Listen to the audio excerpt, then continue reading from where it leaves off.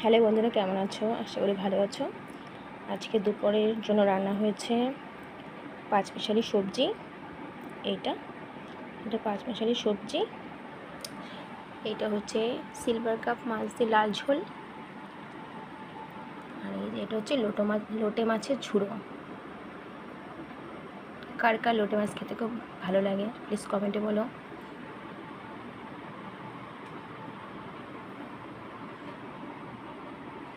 আর ভাতটা ওখানে রাখা আছে।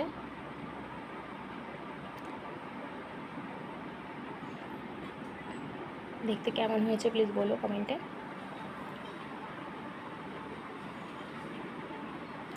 আর কারা কারা খাবে চলে আসো তাড়াতাড়ি।